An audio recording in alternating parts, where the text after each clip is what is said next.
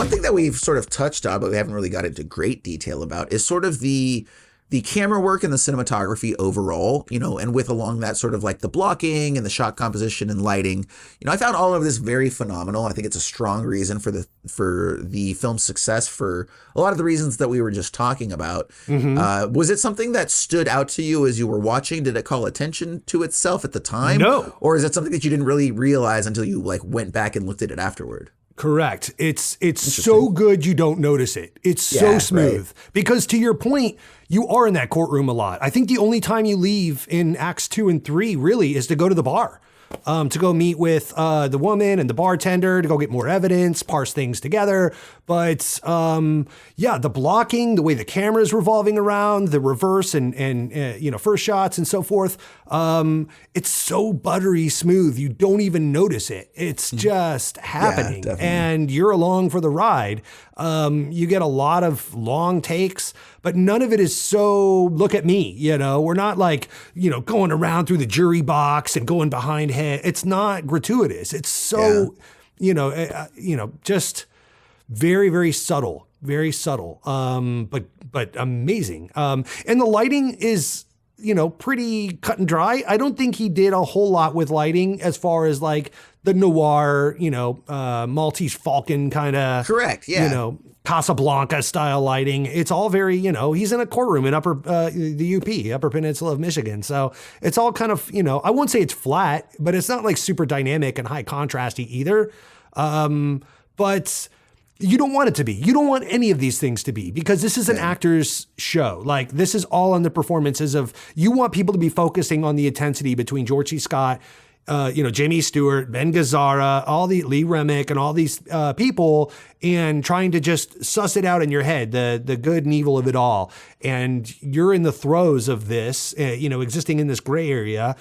So I don't think you would want the cinematography to call attention to itself. It would pull you out of the movie at a time when you should not be. But it's very, very good. Yeah. And my understanding is that with black and white photography specifically, this is actually kind of more impressive than it might otherwise sort of seem, right? Like, because black and white, my understanding, like, that's why you see a lot of noir films have really harsh, high contrast lighting, is because black and white photography naturally lends itself to contrast. But getting a nice even picture that doesn't feel flat, to your point from earlier, there's definitely a certain skill in doing that, So sure, especially when you're moving the camera around so much. Correct. Yeah, exactly. So the fact that they were able, I would have to imagine they lit practically, sort of in like a Conrad Hall type of scenario where, the set was lit or the location was lit and they were able to just move around as they would instead of like, let's set up for this shot. Let's set up for this shot. Let's set up for this shot. And I would imagine that, works well for Preminger, who's got a very naturalistic style, right? He's going to want it to feel like a documentary, which it does. It feels kind of like a polished documentary. To your point, the camera movements are there, but they're subtle. It's not this Michael Bay whipping through, or even, a more pronounced but still reserved Paul Thomas Anderson push-in shot, which feels good and elegant, but is still calls attention to the fact that this is a camera shot, right? Right. So, like I would have expected in a modern film like this, I would have expected like a Dana Dolly shot going through the jury box, going like an over the shoulder as it goes behind the front row of the jurors, kind of giving you a juror's perspective from the jury box looking into this, but like going behind all the heads, maybe seeing them interact with certain things or, someone giving a cough off to the side. I don't know. But regardless, there was nothing dynamic like that at all. It was more like a really, really good stage play, just a very dynamically shot, performance-driven piece. Especially in these late moments of the film. Definitely, yeah. And it was photographed by a gentleman named Samuel Leavitt, I believe is how you pronounce his last name. Consistently working cinematographer for about 20 years. He was Preminger's guy. He shot most, if not all of his work during the period that he was active. The big film that launched him was he shot Star is Born. It was like the fourth film that he ever shot.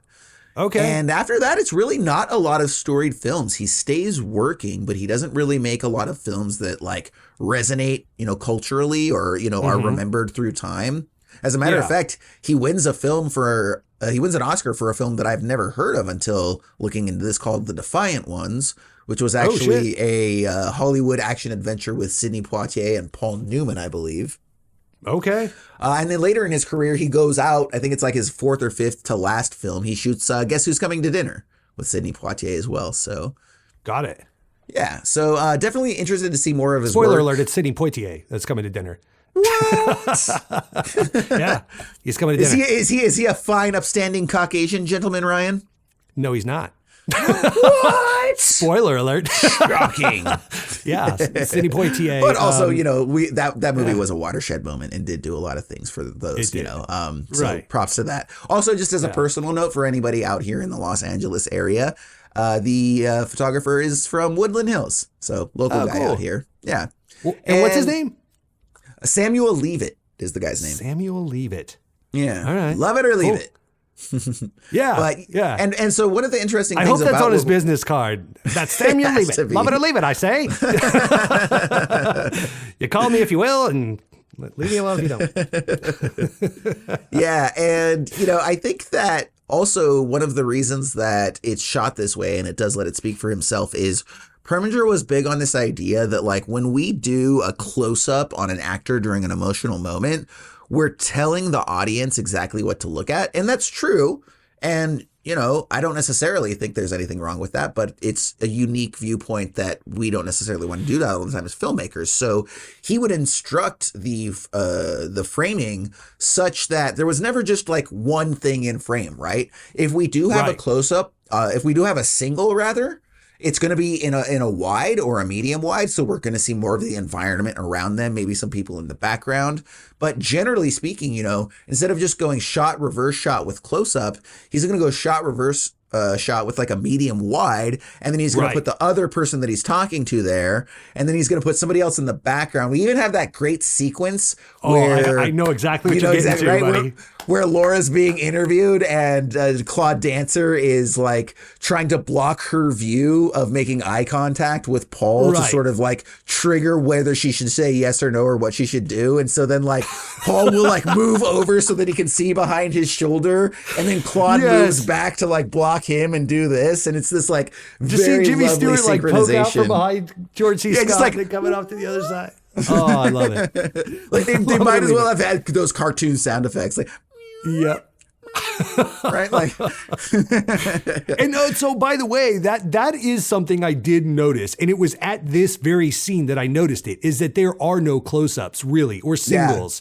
Everything is group shots, and I noticed it when I saw Jimmy Stewart poke, because I didn't know they were going to make a thing of it, and he was going to have like a monologue about it and saying he's trying to block my view and blah blah blah. So I thought it was just something like that was done for me, kind of thing, right. And so, I noticed like, holy crap, like this whole thing is shot in wides with deep focus.